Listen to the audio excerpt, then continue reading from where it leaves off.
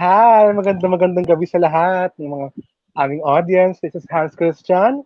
Welcome to episode 3 of Fab Philippines and Missosology exclusive live series interview with the Misters of Filipinas contestants 2021.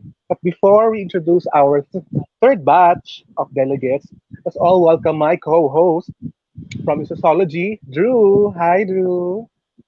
Hi, Hans. Welcome back to Hi. us. This week hasn't been easy for us, but the Yeah. show must go on, and Yes, very I much. can't wait to meet our third batch of Me too. contestants and to get to know them more. But before that, let us welcome my friend, Mr. Aski Pascual, Misters of Filipinas, Director for Licensing and Expansion. Ayan. Hi, Aski. Hi, Welcome to Asti. the Hi. Welcome sa show. show. Hello, Missosology, Hi. Fab Philippines. Hi, Ayan. good So, well, evening. I heard asking na you have something to share with us. So the floor is Mm-mm. yours. What can we expect? Ano pa bang ma-expect namin sa Misters this year?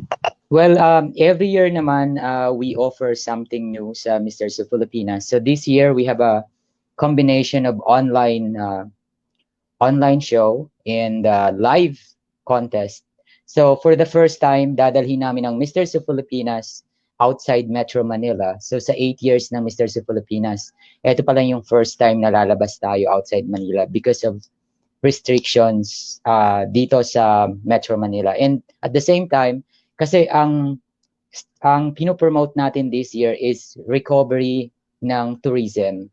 So that's a little way ng Mr. Filipinas to help some of our tourism industry at saka mga lugar na talagang na-hit during the pandemic. So hopefully, after na to ng Mr. Filipinas, we can offer, sumigla uli yung tourism natin. And then, isa naman kasi talaga yun sa advocacy ng pagkakaroon natin ng pageant in the Philippines.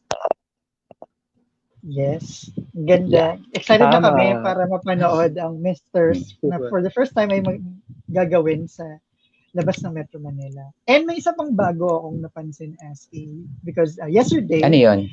Mr. Manny Halasan Mhm. released the video of the Misters of Filipinas crown inspired by Mhm. the Anahaw. So, can you tell us more about the story behind the crown? Yes, so ang nangyari kasi yung reigning winners natin for the ngayon, hindi pa sila nakapag-compete. So we have 4 out of 5 na kings na hindi nag-compete. So nag-isip kami ng formula kung paano natin um, maayos yung paglalagay ng titles sa mga incoming winners. So kasi we have may nag-compete naman tayo isa pa lang, but we have 4 remaining. So naisip namin na why not we will crown a new king, isa lang grand winner, and then we have first prince, second prince, third prince, and fourth prince. So pag nakakompete na yung reigning winner natin ngayon, kasi usually may mga contest tayo by December, January. So yung mga next in line, so sila na yung kukunin natin to compete. So hindi natin sila bibigyan ng title, pero they are ready to compete internationally, yung mga princess ng Misters of Filipinas. So we have 5 titles. The grand winner is Man of the World. We have Mr. International, Mr. Model Worldwide, Mr. Model of the Universe, at saka ang Mr. Tourism and Culture Universe in Myanmar. And then, ang isa pa sa maganda dito is we're making it as a royalty crowning. So yung ginawa nga ni Manny Halasan, so kinausap namin siya, so brainchild niya kung paano talaga papagandahin yung crown. So sabi niya, why not make it something na pag nakita nila yung crown, makikita nila na Filipino made or sa Philippines to. So naisip niya na yung national leaf natin and national flower i-combine sa crown. And then yun, maganda yung kinalabasan kasi ang ganda ng crown at saka ito yung pinakamahal na crown ng Misters of ng PEPS or ng Misters of Filipinas together with Magkano? Man of the World. Ay, So, hindi ko alam yung exact amount pero over 1 million yung pagkakagawa ng crown kasi sa materials pa lang puro authentic yung mga materials na ginamit ni Manny Halasan. So, very precious, expensive, at saka symbolic yung crown. Wow, Yes. pasabog pala And this then, So, year. bro, yes. ganda-ganda And nung then, pagkaka-describe ni Aski, no? Precious and first time symbolic. naming magka-crown ng nakaupo ang Grand King. So, it's very, very historic talaga. Pero ang maganda dito, yung mga prince natin, first prince to fourth prince, ika-crown sila during the coronation night as first prince hanggang fourth prince. Pero ika-crown din sila as real king kapag time na nilang mag-compete outside the world. I mean, outside the Philippines. So, meron tayong send-off party, red carpet event, na nandun yung mga press para sa send-off niya. And then, meron siyang own crowning ceremony. So, bago siya mag-compete, pumunta siya sa ibang bansa, siya na yung bagong king. So, bawat isang prince magkakaroon rin ng sarili nilang crowning ceremony. So, parang all the year long, meron tayong crowning ceremony bago sila mag-compete abroad. Ang ganda rin That's nung the Aski. catch. Ang ganda rin yung bagong format because mas mabibigyan kayo ng time to assess kung saang pageant mas nababagay yung mga runners-up, yung mga prince. Yes, princess. Unlike before na may naka-assign ng title sa kanila. So, Yes, thank at you. saka maganda Aski. dito, one last, Yes, ang go. maganda dito kasi meron kasi kami mga title holder na nakastay na sila, nabigyan namin sila ng title, pero they can't compete kasi nga yun yung title nila. So kung meron tayong first prince, second prince, third prince, so mas susunod-sunod natin na sila na yung next in line, hindi sila maghihintay ng matagal. So that's it. So abangan po ninyo, Misters of Filipinas, malapit na siya. So maganda yung show, talagang pinag-isipan, and entertainment value yung focus namin this year at saka yung tourism recovery. Thank you, That's it. Aski, for sharing all those details. Nakaka-excite naman talaga. Ayun. So, thank Yes. you for joining us Thanks, tonight. Missosology. Thank you, Fab Philippines. Thank Thank you. you. See you soon. See you later.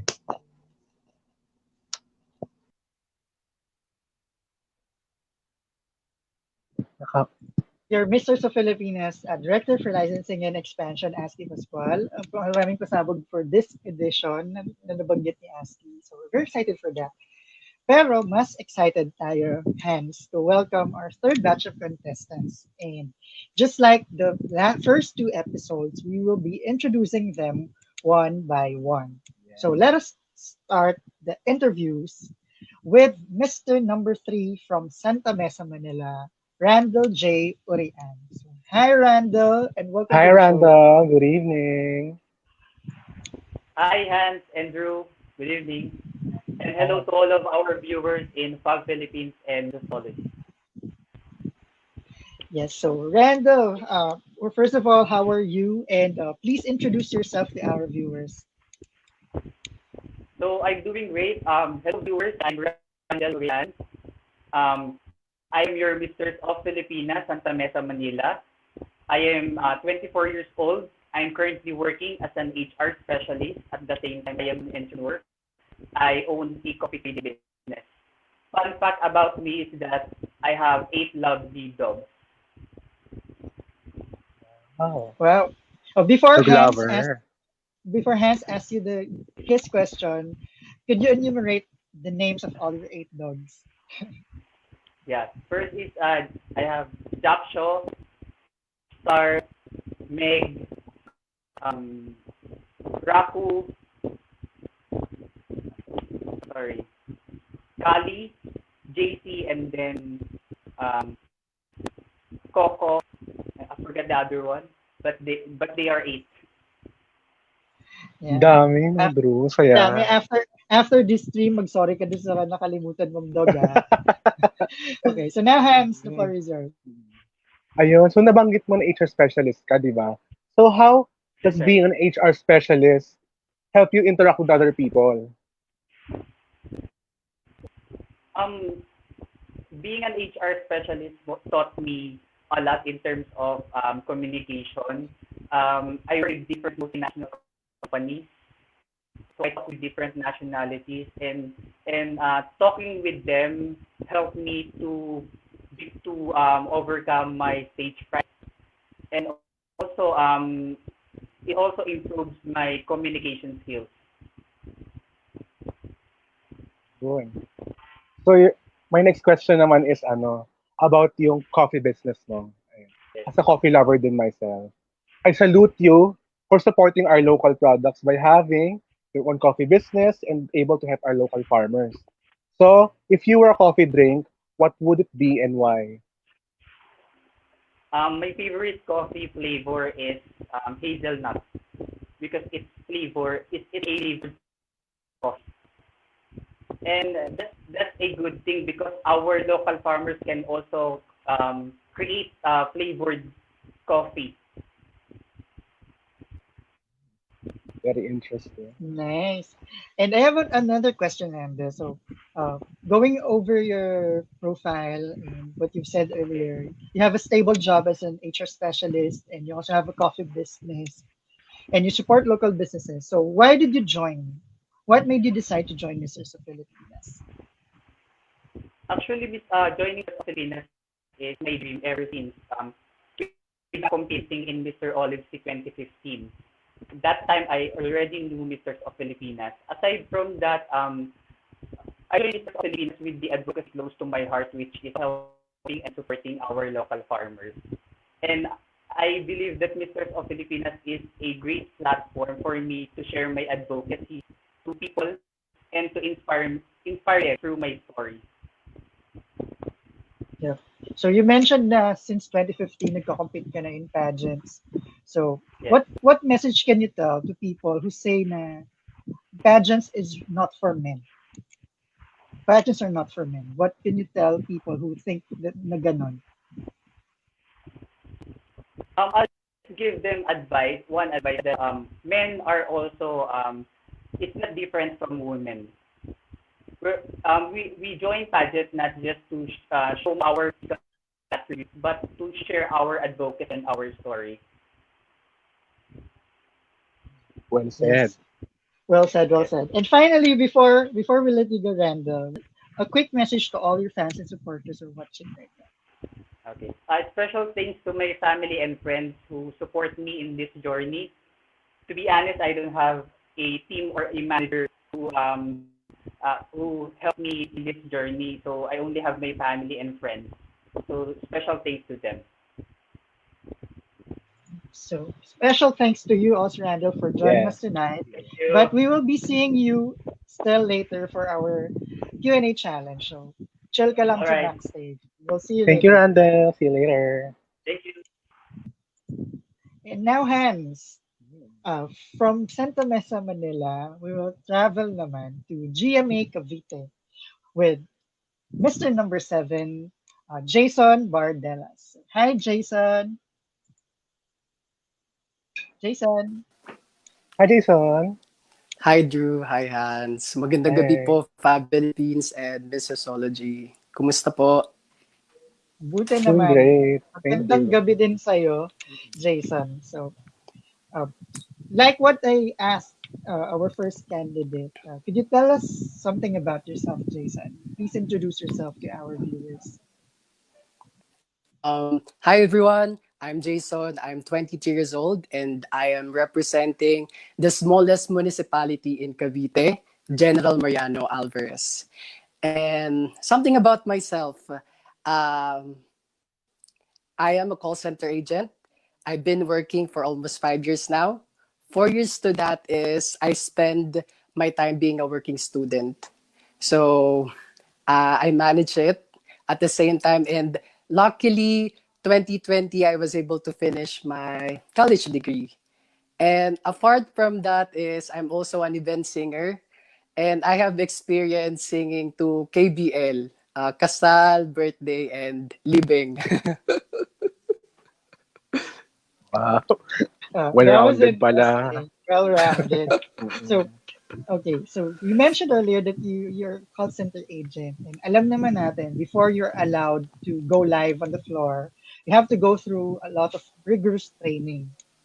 So, ano yung lessons that you learned in the corporate setting that you think can help you in your stint in Mr. of Philippines? Um, I think one of the things that I have learned during me as a call center agent is confidence. To be honest with you, I tried being a call center agent for one for 5 times. And hindi po talaga ako marunong mag-English. Parang confident lang ako na magsalita ng mga ganito, although hindi po ako magaling sa mga grammar. And over time po, kahit hindi ka magaling mag-English, as long as confident ka na ma-portray yung sinasabi mo, yeah, you can be a call center agent. And that is something that I want to use in Misters of Filipinas stage, to be confident enough for myself and yet to showcase who I really am. Tama. Galing. Fake, fake it till you Confidence. make it. Tama. Oo. Ayun. So, meron naman akong question. May question ako for you. Di ba nabanggit mo nga na event singer ka? So, kung magkakaroon ng kanta ang buhay mo, ano yun? Mas kung pwede, sample naman. Ayun. Share ko muna po bago po ako naging event singer. Bago ako mag-event singer, isa akong assistant ng photographer. Tapos, every time po na may mga event siya, kinukuha niya ako para kumanta dito. So, shout out, Ira A. Downs. Nagpapasalamat ako kasi binigyan niya ako ng chance para makakanta dito. And at dahil doon, di ba, naging event singer ako. And may kumukuha sa akin. If merong isang kanta ng buhay ko na gusto kong yeah, i-share yung mapa nung Ben and Ben. Actually, may cover na ako ginawa nun kaso inayos ko pa. Mapa, it's about mama and papa, and honoring and thanking them sa mga binigay nila and mga ginawa nilang sakripisyo para sa atin. And, ayun, magsasample ako. Ano bang chorus nun? Uh, ah. Kaya't wag mag-alala, ipikit ang iyong mata, tana, pahinga muna. Ako nang bahal, labis pa sa labis ang iyong nagawa, mapa. Pahinga muna, ako na. Lat-sarat-sara, lat-sarat-sara, lat-sarat-sarat-sara, lat-sara, lat-sa. Lat-sarat-sara. Wow, multi-talented naman pala to si ano. Ang husay. Ang galing. Amazing. Thank you po. Wow. Ayun. So, tama ba ang degree mo is tourism? Yes, Yes. advocacy po ba or course? Yung course mo, degree mo, kinuha ayun tourism, di ba? So, Yes po, what can you tourism. contribute? Ano po pwede mong tawag doon ma-contribute to promote your hometown when it comes to tourism? And as a tourism graduate, it is my responsibility to share my knowledge about sustainable tourism and promoting tourism. I live in a small town, General Mariano Alvarez, and hindi po talaga kami kilala.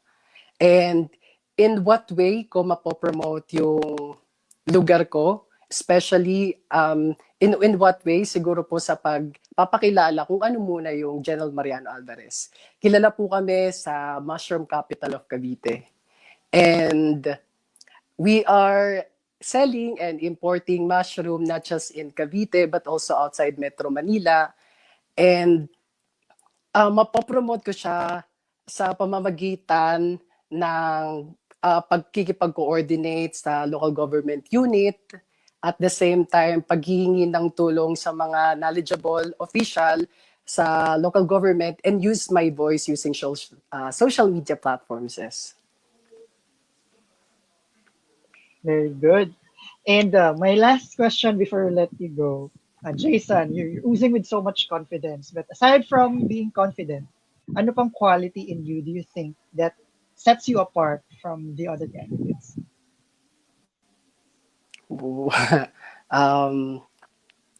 I can say I'm just, confident enough about myself.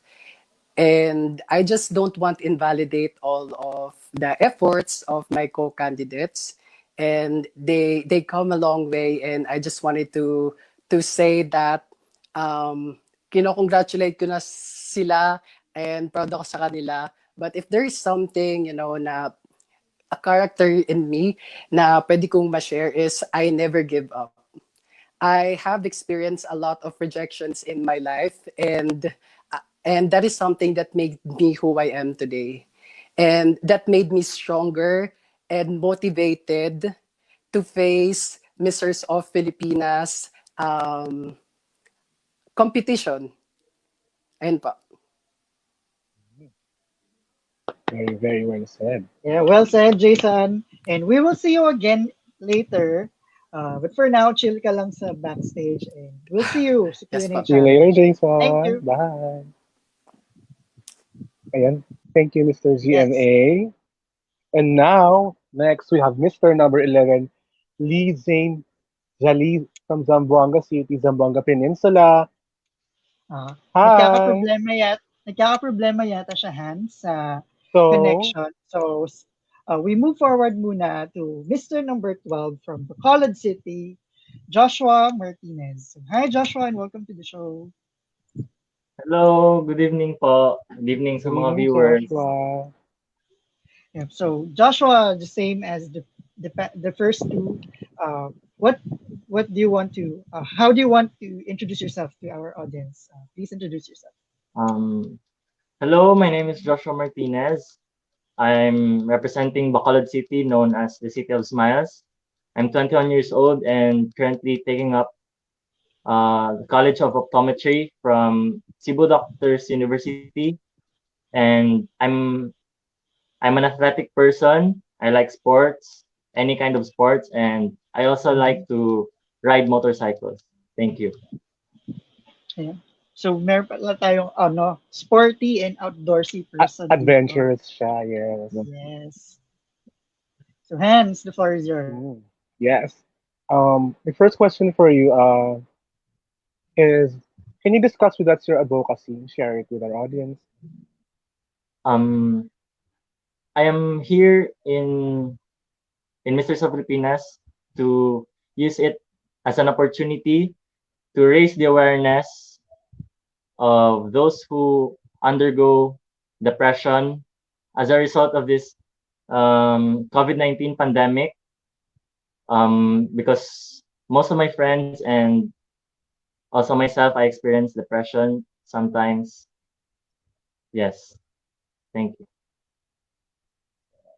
Very important ang kanyang, Drew, no? Advocacy, mental Yes, health. very, No? very important Marami talaga. Yeah. marami po kasi nade-depress sa situation natin ngayon, lalo na sa lockdown. So, they're very important. So, how can you be an inspiration to people, Joshua? How can you inspire others? I can inspire other people by my life story. This is my second life, and um, I am blessed to be here and um, represent my hometown. It is a privilege, and I would just tell them that whatever they want to try in life, just go for it. Because as people, we don't know what we're capable of. We are destined to do great things in life, and yes, that's it. We're also thankful that you're here, Joshua. Yes, and my question naman to you, Joshua, what do you hope to gain by entering Misters of Filipinas? I hope to gain more confidence because this is my first pageant. Um, I am nervous and excited at the same time to face Misters of Filipinas, and I am thankful that I made it in the 30 contestants this Misters of Filipinas 2021. And well, habang makikinig kami sa'yo, you're very well spoken, and based on your story, you're very active both in sports and in your academics, and you're good looking too. So, but what is one thing that we would not know, yung hindi namin malalaman agad by just looking at you? Um,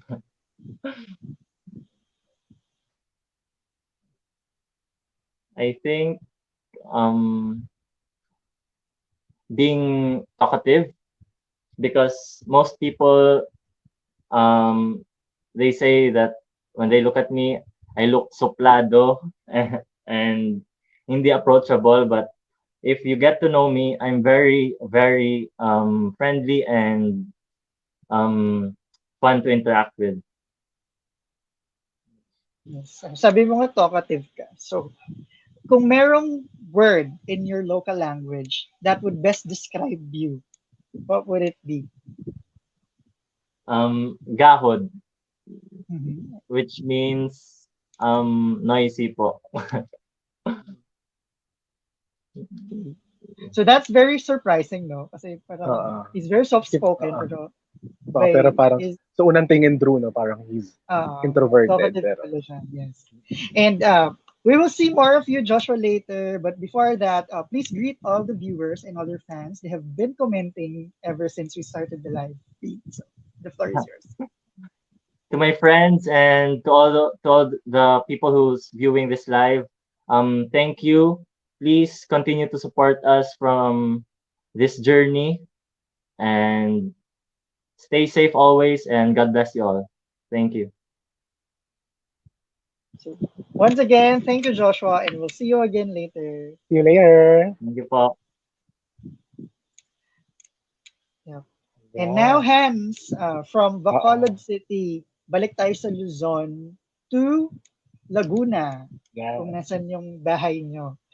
With Mr. number 13, Derek Allen Lochenkos. Hi, Derek, and welcome to the Hi, show. Derek. You're Welcome. on, Kamit ka, you're on mute, darling. Derek. Nakamute ka. Nakamute ka, darling. Oh, ayan. Ayun. Okay na. Okay na po yun. Hi Hans, hi Drew. Good Hi. evening. Magandang Good gabi evening. sa mga viewers po natin. Magandang gabi po. Yun. Yes. Before ka namin tanongin, how does it feel to be waiting sa backstage habang pinapanood mo yung first few candidates na ini-interview? Ito po, super excited kasi po, we all know, Missosology and Fab Philippines, dalawang malalaking grupo po yan, dalawang malalaking pangalan po yan pagdating sa larangan po ng pageantry. So, it's an honor po na makasama po dito, ma-voice out po man yung mga ideas ko po.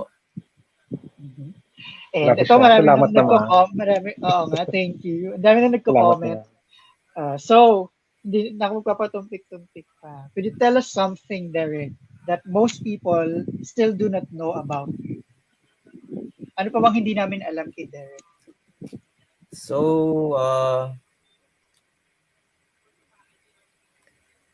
I'm a student athlete pa. Alam niyo naman po ata, student athlete po and active po sa youth organization po dito sa amin.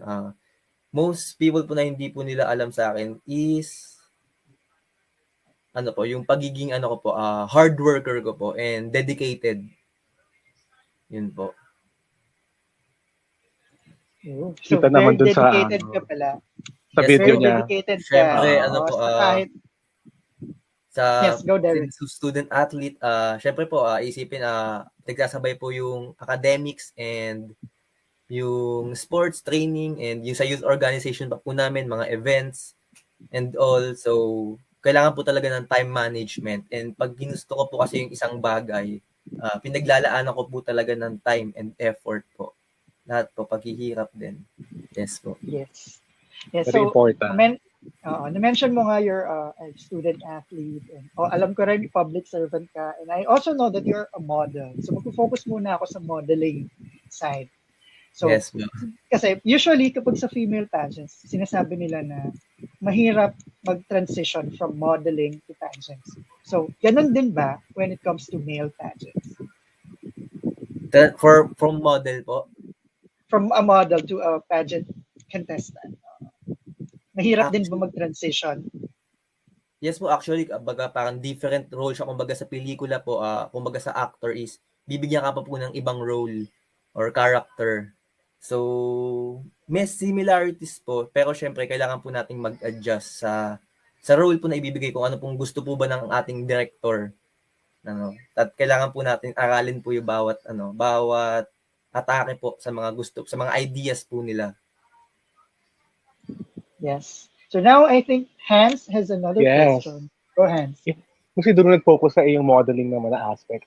Ako naman sa other two aspects mo, which is yung pagiging public servant and athlete. So una yung pagiging public servant muna. So how do you think you can be an effective voice for the youth?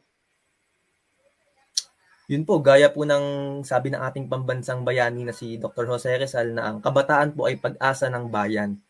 Lalo po ngayon na ang populasyon po natin ay mas nakararami ang bilang ng kabataan, ang pinili ko pong advocacy o yung advocacy ko po is youth empowerment through education and sports, na bigyan po natin sila ng pagkakataon na mas malinang po o ang kanilang potential bilang bahagi ng pamayanan.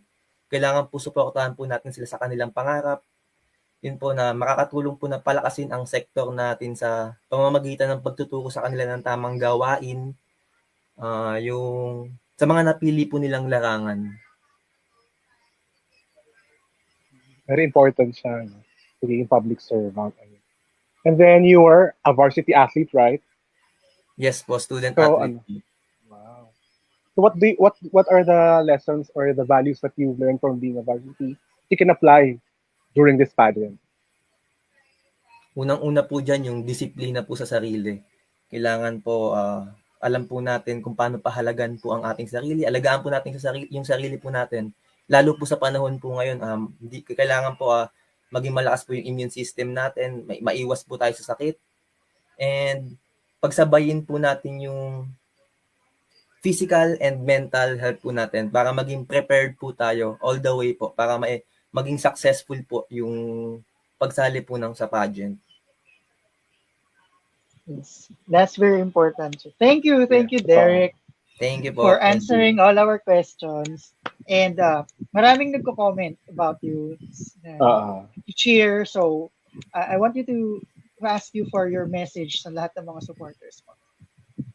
Yun po, subaybayan niyo po kami. Ang kasama po si Sir Drew and si Hans po ng Fab Philippines and Missosology. Samahan niyo po kami magkwentuhan po and mag-gather po ng mga ideas po. Yun po. Maraming salamat po sa suporta po ninyo. Thank you po.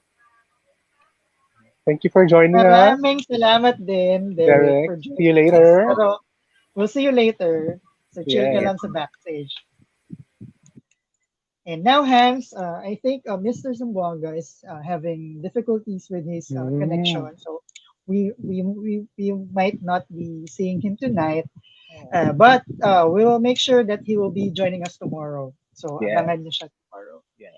But now we will move on to our last contestant. So from Laguna, akyat tayo sa north to Up Laoag. north, no?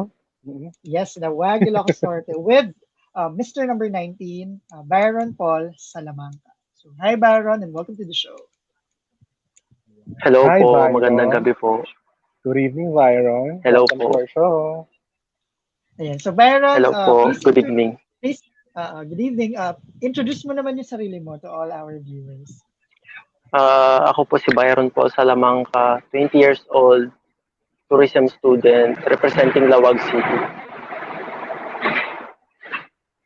Yep. So you mentioned that you're from Laoag and a 19-year-old tourism student. So could you tell us something more? Ano bukod doon, ano pa yung hindi namin alam about you? What are your interests? I play basketball din po, tapos I like traveling with friends.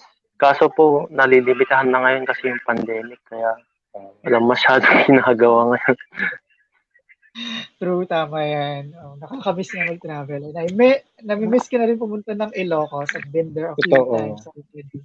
So ito, Byron, I know that Ilocos Norte is one of the most beautiful provinces ever that I've been to. So kung dadalhin mo kami sa isang lugar lang in Ilocos Norte, where would it be? Sa Saud Beach po, kasi na-vote po siya na best beach in the world recently. Tapos, dati na po kasi kami pumupunta doon nung hindi pa napapansin kasi malapit sa bahay ng barkada namin. Maganda po doon talaga. True. Agree ako sa'yo. Nakapunta na ako doon.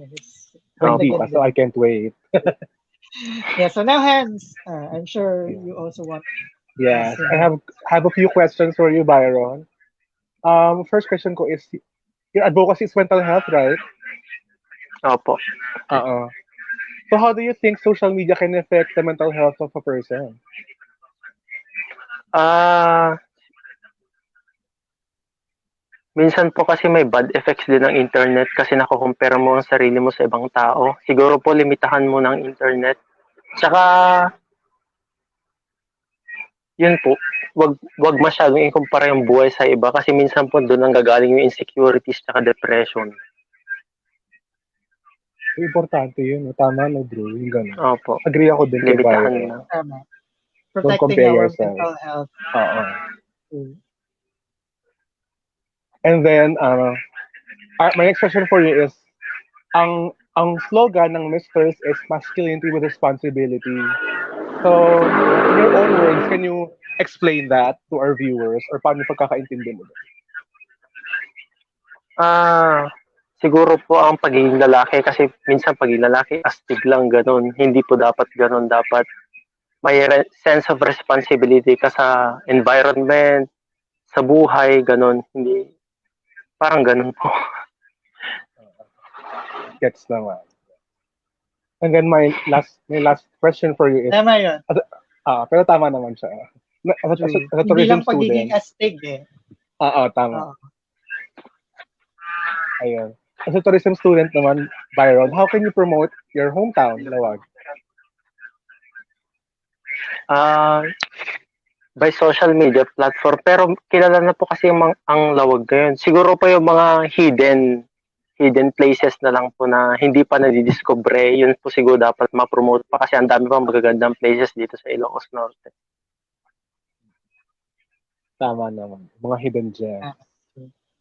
And before we let you go, Byron, mensahe mo, a message to all your fans and supporters. Maraming salamat po sa lahat ng mga nanonood ngayon, sa lahat ng sumusuporta sa akin, simula nung una pa, lahat ng taga-Laoag, magandang gabi po. At sa inyo po, thank you din po sa pag-imbita. Walang anuman, Byron. Pero Salamat din, Byron. magkikita pa Thank tayo you po. mamaya. So, Yeah. chill ka lang Sige sa po, backstage. thank you. Sige. Thank you for See you joining later. us. And Hans, muntik na kita matawag na Amir. Kamukha ko ba? Hindi. Nasanay lang na si Amir host lagi. We now have Mr. Zamboanga City. Oh, wow. So he's now with us. Mr. number 11, 𝗪𝗔𝗧𝗖𝗛 from Zamboanga City. Yeah. You can finally Hello join us po. pala. Hello, Lee. Hi, Lee. I'm back. Hi, Yes. good Oo evening. nga. Buti you can join us na. Oo nga po. Buenas noches. Yeah. Buenas noches, todos. Yes. So, good evening sa inyong lahat. Ang mama ko is from Zamboanga, so Really?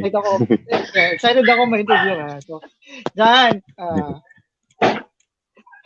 could you tell us something about yourself, please, and introduce yourself to our audience? So, I'm Lee Zain Ibrahim Al-Jali, but you can call me Zain. Most of the guys call me Lee, but call me Zain. So, basically, I'm a student of Universidad de Zamboanga, currently taking up Bachelor of Science in Respiratory Therapy. I'm on my third year. I'm currently weighing in at 78 kilograms, standing in at 5'10". So I'm a fitness enthusiast. Ano po ako? Coach po ako, fitness coach po ako. I help people achieve their fitness goals. So yeah, that's about it. Wow. So you mentioned a lot about you as a student and as a fitness enthusiast. So Zain, why did you join Misters of Filipinas? Other than for my personal purposes, I would like to spread my platform. I would like to influence and help inspire other people through this platform, which is Misters of Filipinas. I would like to spread awareness about fitness and health most especially to the youth. And I want to give them accurate information about fitness, about diet and workout and everything. So they will realize that working out isn't really bad at all. Isn't really that harsh. Isn't really that hard to make them to make it enjoyable and sustainable. Tama yun. Very important ang fitness. No? Opo. Yes. So Hans, I think you have another question. You've joined other pageants na, right? So, Yes po, yes po. what do you think is your advantage since sumali ka na sa iba pageant? For me, the real stage experience, kasi syempre po, it's a whole different ball game when you're at the stage. Like, for me, I got little bit of advantage dahil sa mga experiences ko po. Pero, I know na may mga experiences rin po sila. So, I guess it's even. And Zane, I know that we're in a pandemic right now and marami tayong pinagdadaan ng challenges. And Opo. especially in joining Misters of Filipinas, maraming obstacles that you have to overcome. Opo. So aside from the internet connection, ano pang obstacles that you had to overcome Hello just po. to join Misters of Filipinas? Personally for me, the obstacles mainly is the financial support. Yun nga po kasi medyo magastos nga po mag-ano kasi yung sa mga preparation po other than yung mga requirements like yung mga video and yung mga susuotin and everything. Basically, almost everything sa preparation talagang magasto. So yun yung number one thing, and yung second thing mainly is yung I would say na yung personality development medyo kailangan tong i-enhance, but we'll get there. I think it's not really a big of an issue. I think I can handle it. So yun po yung mga dalawang tumatak sa akin na obstacle. And I'm sure all of those obstacles will be worth it once you nasa Negros na kayo for the finals. Totoo po. And before we That's let you true. go, I have a similar question that I asked to Mr. Bacolod earlier because every day naririnig ko yung Chavacano. But if there's a word in your native language that best describes you, what would it be?